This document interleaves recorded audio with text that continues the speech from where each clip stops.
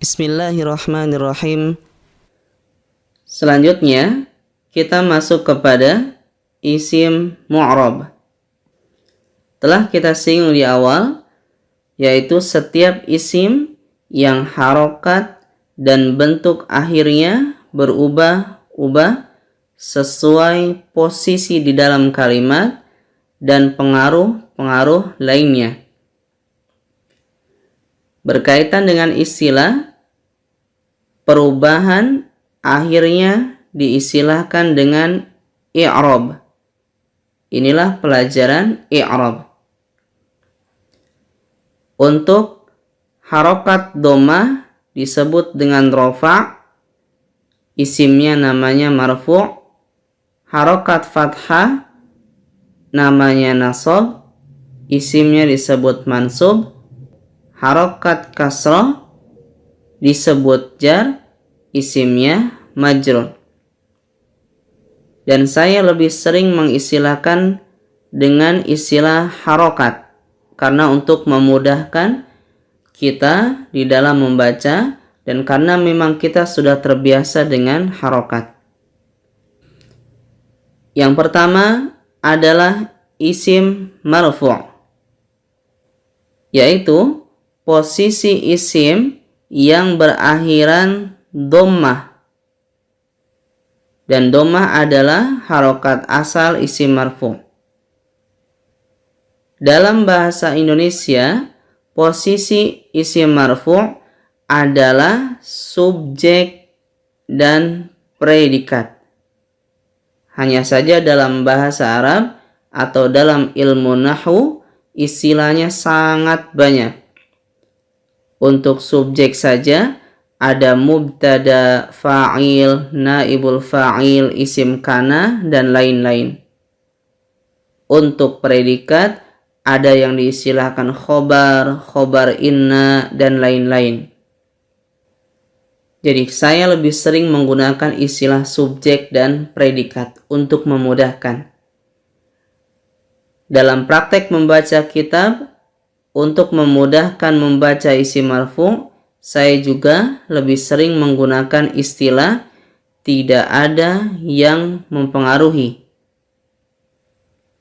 Ketika tidak ada yang mempengaruhi, maka dia kembali ke harokat asal, yaitu dhammah. Karena seperti anak-anak TK, anak-anak SD, jika mereka menghafal, harokat akhirnya dibaca dhammah tanwin. Seperti kitabun, babun, masjidun, qolamun, dan lainnya. Ya, alasannya adalah dhammah adalah bentuk asal kata isim. Dan ia bisa berubah menjadi kasroh nanti atau fathah jika ada yang mempengaruhi. Jika tidak ada, berarti harokat asal, yaitu dhammah. Maka kita perhatikan contoh-contoh berikut. Al-ustadzu tajirun. Ustadz itu seorang pedagang. Al-ustadzu dhammah sebagai subjek, tajirun dhammah sebagai predikat. Dalam bahasa Arab, di sini subjeknya diistilahkan mubtada. Karena setiap kata diawali oleh isim, dia adalah mubtada. Predikatnya diistilahkan dengan khobar. Contoh lain, ma'al usri yusrun.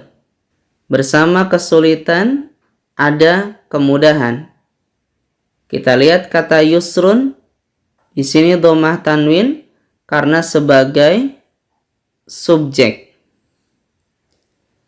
Dan di dalam bahasa Arab, di sini diistilahkan dengan mubtada muakhkhar. Contoh lain, jalasa Muhammadun. Telah duduk Muhammad. Muhammad telah duduk. Muhammadun di sini domah tanwin karena sebagai subjek. Dan di sini dalam bahasa Arab diistilahkan dengan fa'il. Contoh terakhir, duribat Zainabu. Zainab dipukul. Zainab di sini dhamma karena sebagai subjek juga. Dalam bahasa Arab di sini diistilahkan naibul fa'il. Berkaitan dengan masalah terjemah, ketika kalimat diawali oleh kata kerja seperti ini, cara terjemah adalah subjek di depan baru kata kerja. Karena bahasa Indonesia seperti itu polanya. Muhammad telah duduk. Zainab dipukul. Jadi dibalik. Kesimpulannya, terlepas dari semua istilah-istilah yang ada dalam bahasa Arab, intinya adalah subjek dan predikat dia berharokat dhamma atau dhamma tanwin, tergantung ada alif lam atau tidak. Maka ini yang sering saya latih, jangan terlalu sibuk dengan istilah, akhirnya konsep dasarnya kita tidak kuasain, akhirnya kita kebingungan sendiri. Selanjutnya adalah tips menentukan isim marfu atau berharakat dhamma. Yang tadi kita bahas secara umum. Pertama berada di awal kalimat. Yang kedua, setelah dhamir atau kata ganti, baik yang asli atau dhamir yang bersambung. Nahnu tullabun. Hadaniyallahu. Fihi rajulun. Amamahum sabburatun. Setelah susunan jar dan idhofah, nanti akan kita pelajari di depan. Fil baiti, di depan rumah. Rajulun, ada laki-laki. Tahtal maktabi, di bawah meja. Qalamun, ada pulpen. Yang keempat, setelah isim isyarah yang tidak beralif lam, zalika kitabun, itu buku. Hadhihi majallatul talibi, ini majalah siswa. Ulaika hujjajun, itu para haji. Sekarang coba kita praktekkan membaca teks ini yang ada di dalam kitab Arkanul Islam. Arkanul Islami khamsatun. Zakarohan Nabiyyu sallallahu alaihi wasallam. Rukun Islam ada 5. Nabi sallallahu alaihi wasallam telah menyebutkannya.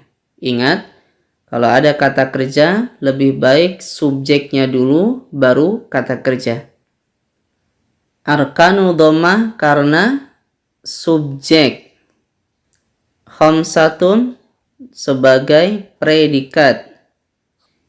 An-Nabiyyu dhammah sebagai subjek dari zakara, menyebutkan. Perlu diperhatikan cara menentukan subjek atau predikat dalam bahasa Indonesia. Biasanya ada sisipan kata ada, adalah, oleh. Seperti kalimat ini, rukun Islam ada 5. Zakarohan Nabiyyu, kita terjemahkan dengan versi berbeda, telah disebutkan oleh Nabi SAW. Contoh lain, walaha syurutun wa arkanun wa wajibatun wa sunanun. Dan padanya ada syarat-syarat, rukun-rukun, kewajiban-kewajiban, dan sunnah-sunnah. Kita fokus kepada syurutun. Dibaca dhamma karena sebagai predikat.